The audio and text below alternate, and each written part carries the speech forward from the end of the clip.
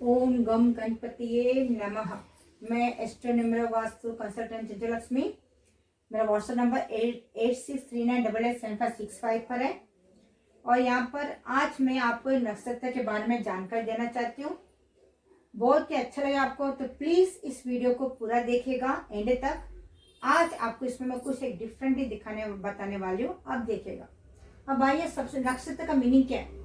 नक्षत्र यानी शब्द जिसका संस्कृत भाषा का, ये संस्कृत भाषा का शब्द है जिसका अर्थ है न हिलने वाला न चलने वाला, न हिलता है न चलता है, अपनी जगह से। उस इंग्लिश में कहते हैं कॉन्स्टलेशन और अरबी में कहते हैं मनाजिल। मनाजिल मनाजिल। अब आइए, इसके अंदर नक्षत्र लिख रही हूं मैं, और ग्रह है और देवता। इसको मैंने यहाँ पे इंग्लिश में भी लिखी हूँ। फिर आपको मैं डीप में बताऊंगी कि कौन से राशि में नक्षत्र कितना पार्ट होता है। अब यहाँ पे जो डीप जो कोर्स करना चाहते हैं एस्ट्रोलॉजी का, उनके लिए तो बहुत डीप जाना जरूरी है। लेकिन एक जो गृहिणी है, घर में है, आजकल हर जगह क्या है, हर किसी के पास में कंप्यूटर कुंडली है, तो सबको पता है कि अपना नक्षत्र क्या है। आज उनके लिए खास है, जिसको ज्यादा नहीं, बस थोड़ा सा कि मेरा यह नक्षत्र है, यह राशि। तो आप इस आज रेमेडी आपको कैसा मैं देती हूँ। अब देखिए, अश्विनी को हम कहते हैं बेटे एरिटिस, या इसका ग्रह कौन है, केतु, और इसकी देवता है अश्विनी कुमार। कौन है, सूर्य के पुत्र।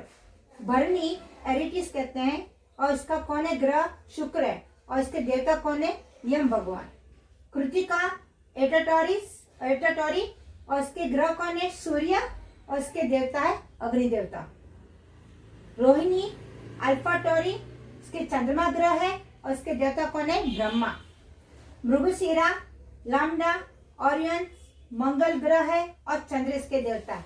आधा को अल्फा ओरिनस, राहु इसके ग्रह है, और शिव रुद्र इसके देवता है। पुनर्वसु को बेटा जर्मिनेरियम, गुरु इसके ग्रह है, और अदिति इसके देवता है। तो आपको इसके अंदर वास्तु के अंदर भी जो देवता का है, यहाँ पे कौन कौन पास में क्या क्या है, कि हर देवता की क्या भूमिका है, वे हमें किस प्रकार से हेल्प करते हैं, वो वास्तु में। और इसके अंदर आपको मैं बताऊंगी कौन से देवता के पूजा करना, क्योंकि अगर आपको ये नक्षत्र है तो आपको इसमें देवता की पूजा करना, उससे ग्रह का भी मंत्र का जाप करना, किस प्रकार से वो मैं डीप में बताने वाली। तो प्लीज मेरे वीडियो को अंत तक जरूर देखिएगा। पुष्या डेल्टा कैनरी शनि गुरु, अश्लेषा एप्सिलॉन हाइड्रा बुध सर्प, मगा अल्फालियनिस केतु पितर देवता। हमारे बुजुर्ग का बहुत करना जरूरी है। केतु से ग्रह है, तो केतु कौन है, गणेश भगवान आएंगे, लेकिन साथ में कौन इसका देवता, पितर भी है। तो इस प्रकार से बहुत सारे कॉम्बिनेशन आपको मैं बताने वाली हूँ। पूर्वा फाल्गुनी डेल्टा लियोनिस शुक्र भग, इसमें सूर्य का नाम कहते हैं आदित्य, द्वादश सूर्य देवता का नाम है। तो सूर्य कुल भगवान 12 है, जिसमें से आपको मैं डीप में बताऊंगी कि मतलब द्वादश कितने, 12 सूर्य के नाम कौन कौन से, वो भी बताऊंगी। उसका मंत्र जाप क्या है, किस सूर्य की पूजा करने से क्या फल मिलता है, वेरी डीप में जरूरत है। तो प्लीज मेरे वीडियो को आप अधिक से अधिक देखिए, शेयर कीजिए, लाइक कीजिए। आपके घर में पता नहीं किसका क्या मिल जाए नक्षत्र, उसमें आपको कितने चरण है वो भी बताऊंगी। उत्तरा फाल्गुनी बेटेलियोनिस सूर्य आर्यमा, ये भी सूर्य का नाम है। हस्त डेल्टा कार्वी चंद्र आदित्य सूर्य का नाम है। देखो आदित्य आर्यमा भग, ये सब सूर्य के नाम है। चित्रा स्पेशा, और मंगल विश्वकर्मा त्वष्टा, ये सब आपके वास्तु में आने वाले। तो विश्वकर्मा का स्वाति अल्फाबुस राहु वायु, विशाखा अल्फा लिब्रे गुरु इंद्राणी मतलब अग्नि, अनुराधा डेल्टा स्कॉर्पी शनि मित्र, सूर्य का नाम क्या है, मित्र भी है। ज्येष्ठा अल्फा स्कॉर्पी बुध इंद्र, मूल लामडा सजिटेरी, केतु राक्षस। क्योंकि अभी इसमें आपको 9 चरण जाएगा एक राशि के अंदर। पूर्वा आषाढ़ डेल्टा सजिटेरी शुक्र जल देवता, उत्तराषाढ़ सिग्मा सजिटेरी सूर्य विश्वदेवा त्वष्टा, यहाँ पे विश्वकर्मा त्वष्टा, विश्वदेवा त्वष्टा।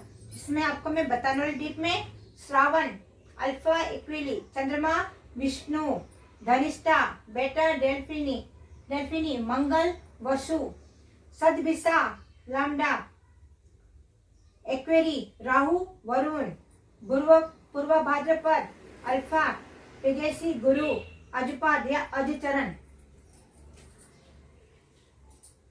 उत्तर भाद्रपद गामा पेगेसी शनि, अहिर बहुन्य सूर्य का नाम है। देखो ये भी सूर्य का नाम है। वन यहाँ पे दो मित्रा, फिर यहाँ पे कौन है आदित्य, अरिमा आर्यमा एंड भग, देन रेवती डीटा पिसियम बुध पूषा और अभिजीत है लास्ट नक्षत्र है जिसको वेगा कहते हैं। इसका कोई ग्रह नहीं है और ये ब्रह्मा इसके देवता है।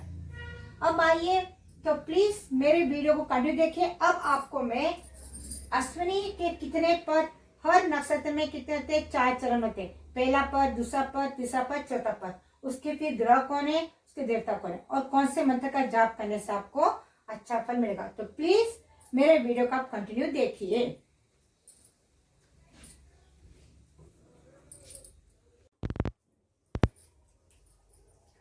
अब आपको मैं अश्विनी नक्षत्र के बारे में, कितने, हर नक्षत्र के 4 चरण होते हैं।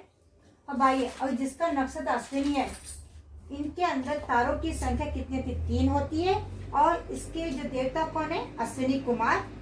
अश्विनी के ग्रह कौन है, केतु। अश्विनी के देवता कौन है, अश्विनी कुमार।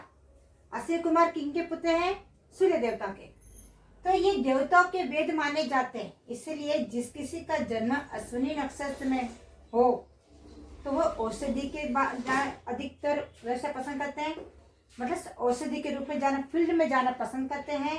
घुड़सवार, घोड़े के जैसा गुण, अश्व मतलब घोड़े, तो घुड़सवार के शौकीन, सैनिक में तेज फुर्तीला, स्पीड गति उन्हें बहुत पसंद होता है, लोकप्रिय होते हैं, गतिमान, सजावट बहुत पसंद है, सुंदर पोशाक पहनने के, सुंदर पोशाक पहना, परिधान पहना, नए नए वस्त्र, कार्यदक्ष और बुद्धिमान।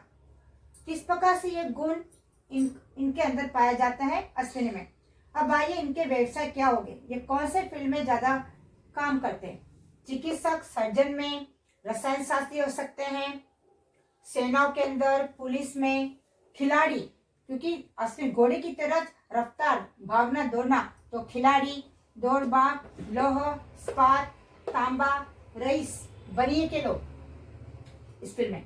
अब इसमें जो पुरुष है तो इनका स्वभाव कैसा रहेगा, मनोहर स्वभाव रहता है, बहुत पराक्रमी रहते हैं, बहादुर रहते हैं, धन दाने संपन्न, गुण विद्या, रस में विद्याएं जाना, तंत्र मंत्र का, प्रगतिशील और सत्यभाषी होते हैं और उनको पत्नी पुत्रों का सुख प्राप्त होता है। उत्तम व्यक्तित्व, इनका कैरेक्टर बहुत अच्छा होता है।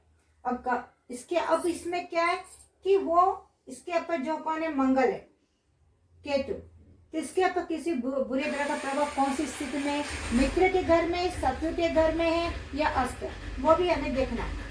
अब आइए स्त्री, अगर औरत है तो बहुत सुंदर रहेगी, धनवान रहेगी, प्रियजनों के उत्सुक, प्रियजनों से मिलने को उत्सुकता रहती है, मधुर भाषणी, बहुत ही मेरे बोलने में इसका बहुत मधुर रहता है, उतार चढ़ाव होते रहते हैं, कला में माहिर, दूसरे को जीतने में, जैसा कोई लोग बातों द्वारा किसी का दिल जीत लेते हैं, ईश्वर भक्ति रहती है, गुरु बड़े बुजुर्ग को बहुत श्रद्धा भाव रखती है, आदर करती है, उनका सम्मान रखती है, गृह कार्य में दक्ष, गृह के काम में बहुत दक्ष होती है, निपुण रहती है, सौभाग्यशाली रहती है और पति की चैती, इनके जो पति है उनको बहुत लाइक करते, पसंद करते, तो पत्नी की बहुत फेवरेट। अब आइए तो उनको पति का सुख बहुत अच्छा है। अब आइए अश्विनी कुमारों को, अब यहाँ पर मैं आपको बताती हूँ कि इनको नाम जप, अश्विनी कुमारों का नाम जप क्या करोगे इसमें बहुत, क्योंकि ये गंडमूल नक्षत्र में आता है तो इनको शांति कराना बहुत जरूरी है। इनका सिम्टम क्या है कि बार बार रोग आना, ज्वर होना, कंपन आना और शरीर में कोई ना कोई पीड़ा रहती है, इसलिए इनकी शांति कराना बहुत जरूरी है। और उनका मुख्य निद्रा नाश, नींद बराबर नहीं आते, तो इनके फिर हम जब विवाह मेला पर करते तो उस समय इनके गण देखते, योनि देखते हैं, लड़का लड़की के अंदर ये बहुत है, वो तो एक अलग टॉपिक है विवाह मेला पक में। तो ये किसका गण है, इनका देवगण कहे जाते हैं और योनि उनकी होती अश्व यानी घोड़ा। ये तो आपको जब कोर्स करते हैं उनके लिए बहुत अच्छा है जो करोगे, लेकिन ये आपकी जरूरत नहीं है। अब आपको ये जानना है कि अगर अश्विनी नक्षत्र है तो आपको क्या प्रिकॉशन लेना, आप क्या बन पाओगे। अब आइए, अब किसी का, क्योंकि आजकल कंप्यूटर कुंडली है तो उसमें आपको आसानी से पता चल जाता है कि अश्विनी के, अगर आपका नक्षत्र अश्विनी नक्षत्र है तो कितना चरण है, पहला, दूसरा, तीसरा, चौथा। पहले चरण है इसका कौन है ग्रह, मंगल। दूसरे चरण का शुक्र, और तीसरे चरण में बुध, और चौथे चरण का है चंद्रमा।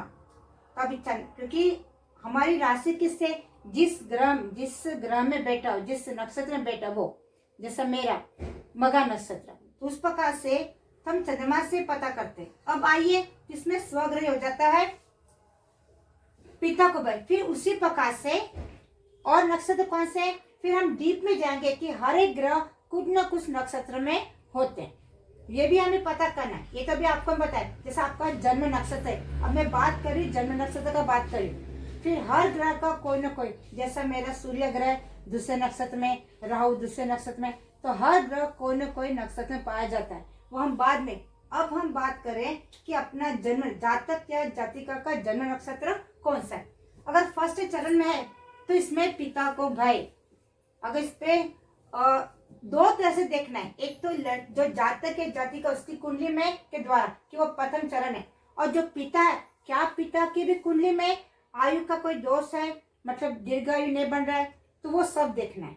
इस प्रकार से हम पहले से रेमेडी करें तो बहुत अच्छा होता है। तो पिता को भय है, इसलिए यहाँ पे कहते हैं कि शांति करा देना बहुत जरूरी है खुद के लिए भी। दूसरा, निंदा करना, तो जो प्रथम चरण में है उनके स्वभाव कैसे है, निंदा करना, चुगली करना, स्वार्थी, चोर, ये थोड़े पाया जाता है। इसका कारक कौन है, यहाँ पे कौन है, मंगल। तो इनका जन्म अक्षर कौन सा रहेगा, चू। अगर सपोज इसी पर अगर प्रथम चरण में है, यहाँ पे मंगल है, क्योंकि मेष राशि मंगल है और प्रथम, तो यहाँ पे अगर शुभ ग्रह की दृष्टि हो, कहीं ना कहीं क्यों आपको थोड़ा तो इसमें प्रभाव गिरेगा। अगर शुभ ग्रह की दृष्टि हो, अच्छे मित्र ग्रह में बैठा, तो यहाँ पर क्या होता है, उसका दूसरा प्रभाव भी देखने को मिलता है। इस प्रकार से हम एक ही तरह से हम नहीं कह सकते कि यही पूरे गुण रहेंगे, तो यहाँ पर ये हर चीज को हमें देखना है, इसलिए कहते हैं कि हम डीप में जाएंगे। पहले सिर्फ आपको इतना समझा रही हूँ, अगर प्रथम चरण में तो यह स्वभाव, शुभ ग्रह की दृष्टि, गुरु की दृष्टि गिर जाए तो उत्तम दृष्टि माना जाता है। गुरु में ऐसी है कि जब किसी को देखता है तो उसके पूरे दोष को खत्म कर देता है, तो इसलिए हमें यहाँ पे आपको मैं दीदी सब समझा रही हूँ। अगर दूसरे चरण में है तो बहुत ही अच्छा है, क्योंकि उसका कारक कौन है यहाँ पे, शुक्र ग्रह। सुख, समृद्धि, ऐश्वर्य, वेद पुराण में रुचि रखने वाला, लेकिन यहाँ पे एक कौन सा गुण है, दूसरों के बेकाम में आ भी जाता है। और यहाँ पे कौन सा नाम अक्षर है, चे, तो यहाँ से चेस का अक्षर है।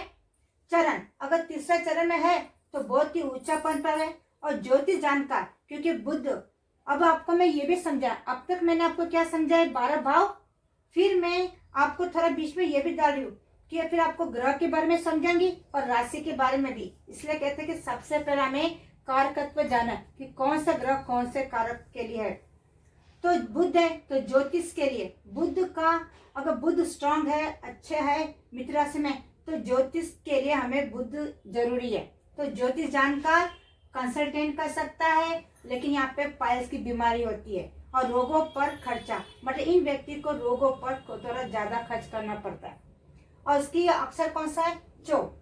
अगर उसी प्रकार से अच्छे ग्रह मिल जाए, अगर यहाँ पे गुरु की दृष्टि आ जाए, तो आपको उसमें उतना नेगेटिव प्रॉब्लम देखने को नहीं मिलेगा। अब चौथा चरण है तो सबसे अच्छा है, तो इसमें सबसे कौन सा, तीनों बहुत बढ़िया है, सेकंड थर्ड फोर्थ, इसमें थोड़ा, तो यहाँ पे जब उसका प्रथम चरण में है तो 100% आपको शांति कराना होगा। लेकिन एक्चुअल में तो आश्रय, जिसका भी आश्रय नक्षत्र है तो शांति कराना जरूरी है। अब जैसा हम कैपेसिटी नहीं हो तो मैं आपको यहाँ पे बता रही हूँ। अब आइए, चौथा चरण है तो राज, समाज, ज्योतिष शास्त्र, बुद्धिमान, परिवार, समाज सम्मानित, दीर्घायु, क्योंकि यहाँ पे चंद्रमा स्वयं की चरण में रहेगा दीर्घायु। लेकिन हम दूसरा कारक भी देखेंगे, जैसा तीसरा है, आठवां है, और कौन कौन से इस पर किसकी दृष्टि है, और धन भोग, ये बहुत ही ऐश्वर्यशाली होते हैं। तो मतलब अश्विनी के दूसरे चरण वाले, तीसरे वाले, चौथे वाले बहुत ही भाग्यशाली कहे जाते हैं। और इसमें चंद्रमा में इसमें कौन सा अक्षर है, लाभ पर नामकरण करने का गया, ये नामकरण है, चू, चे, चो, ला। अब इसके अंतर्गत मैं आपको बता रही हूँ कि जैसा गंडगुण नक्षत्र है तो शांति अति जरूरी है।